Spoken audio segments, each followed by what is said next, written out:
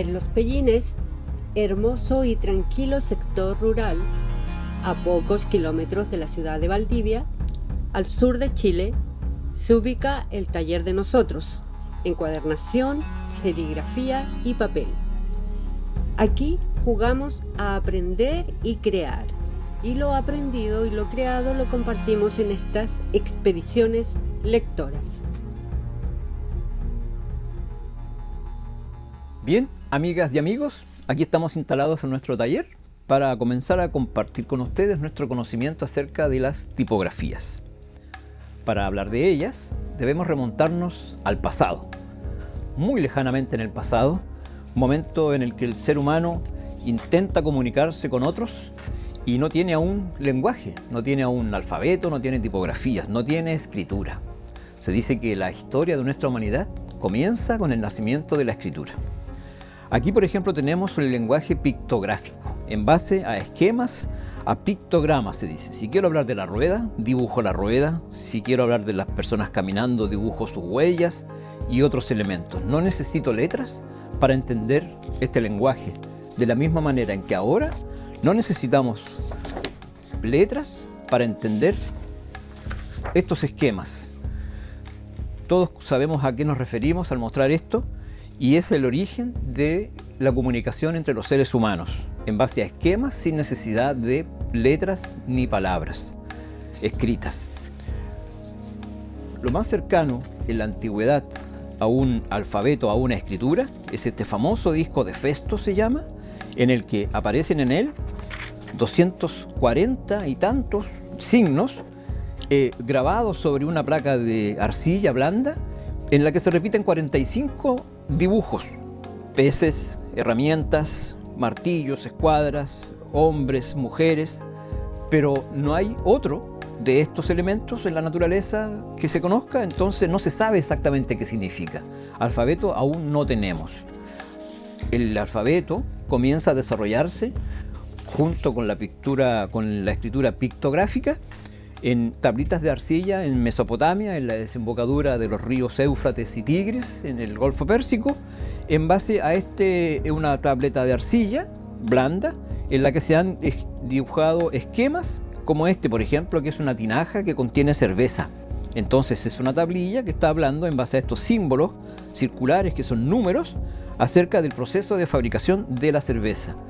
Esquemas y números, el comienzo de la escritura en Mesopotamia, Sumer, hasta llegar a una elaboración mayor en el que se crea un lenguaje en base a cuñas, como se puede ver aquí, que la evolución de la escritura de la esquema estrella se convierte en este elemento, el elemento pan, el elemento mujer, el elemento hombre, se van desarrollando y complejizando hasta convertirse en esta escritura que tenemos aquí, que es la escritura cuneiforme desarrollada por los sumerios en Sumer, en las desembocaduras de los ríos Tigris y Éufrates. De aquí, de Sumer, pasa la escritura a desarrollarse en Egipto, en base a esquemas también, aves, serpientes, espigas de trigo, halcones y otros elementos, hablando de este personaje central que marca toda la historia que está narrada aquí. De esta suerte es que se generan los primeros alfabetos: el alfabeto hebreo con su complejidad, el alfabeto ruso o cirílico, como lo conocemos hoy en día, con algunas letras al revés, la R, la N y otras, ocupando diferentes orígenes, y el más complejo de todos, la escritura esquemática china. Aquí tenemos algunos de los más de 100.000 símbolos que se ocupan para desarrollar esta escritura y lo que lo hace tan complejo y por qué no se desarrolló en este lugar. La imprenta, si ya conocían todos los elementos para hacerlo, es por la complejidad en que tenían para desarrollar esta escritura. Acercándonos al alfabeto que nos lleva a nosotros como occidentales, a nuestro alfabeto, este comienza aquí. Estamos aquí, en las costas del mar Mediterráneo oriental. Al sur de este lugar es que se está desarrollando lo que en este momento pasa en Jerusalén, en Israel y Gaza, y con el problema bélico que hay en este momento. Al norte de esas costas es que se desarrollaron el pueblo fenicio, que está aquí. Este pueblo comerciaba con todas las islas que están alrededor, Grecia y demás, y ocupaba un lenguaje que no tiene vocales. Ellos ocupaban una escritura para recordar lo que ya sabían, no para transmitirse ideas nuevas. Como por ejemplo lo que tenemos aquí. Hemos aquí escrito un verso de un poema muy conocido en Chile, y si sabemos de quién estamos hablando, si sabemos de qué se trata, podemos entender de qué se trata aunque no tenga vocales. Es una ayuda a memoria. A ver quién logra entender qué dice aquí, qué poema era. Estos le transmitieron su idea de escritura a los griegos, los que le agregan vocales A, E, I, O, U y otros elementos, generando ya un alfabeto que más o menos se asimila a nosotros. A este se le pone entonces el alfabeto romano, que fue adaptado por ellos a partir de los griegos, donde ya reconocemos letras y otros símbolos que ya usamos hoy en día. Los romanos ocuparon la costumbre de escribir en piedra, en las lápidas de sus difuntos, mensajes para la posteridad en una tipografía, en una forma de escribir que se llamó la Capitalis Monumentalis, solo mayúsculas y con letras que reconocemos perfectamente hoy en día. De esta manera tenemos entonces que llegamos a esta presentación. Estas son las capitales monumentales extraídas de las lápidas romanas, y están todas las letras que ocupamos hoy en día. Pero luego viene la caída del Imperio Romano en el 400 y tanto, y viene luego la época oscura. Esta dura hasta el comienzo de la Edad Media, en la que comienzan a aparecer este tipo de tipografías, rescatándose del pasado, la llamada uncial, con su complejidad y todo, en el momento en que los monjes en las abadías copiaban libros a mano sobre pergaminos hechos de cuero. De la uncial tenemos también otro desarrollo de la época, que es la carolingia.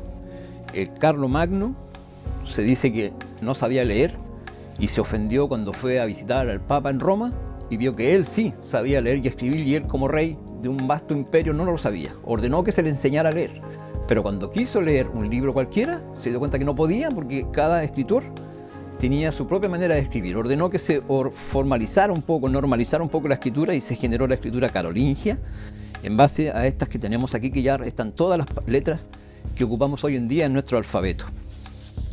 Así llegamos finalmente a la invención de la imprenta, donde Gutenberg, siendo muy conservador en su parte estética, en el desarrollo de su invento, hace esta que es la Biblia de 42 líneas. Esta es la primera página del primer libro hecho en imprenta. Y él, siguiendo la tendencia de esa época, escribió su libro en la tipografía que se ocupaba en aquella época en el mundo germano, que es la tipografía llamada textura, gótica, muy complicada de leer, y que quien no la conoce de buenas a primeras no entiende lo que dice. Pero si hacemos el ejercicio, dice: Incipit epistola landi Hieronymus ad Paulinum presbyterum de omnibus divinae historiae libris, capítulo primus, capítulo primero.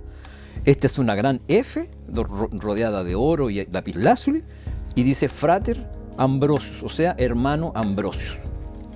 Comienza así la época de la imprenta, y de aquí saltamos a nuestro segundo capítulo en estas expediciones lectoras 2025.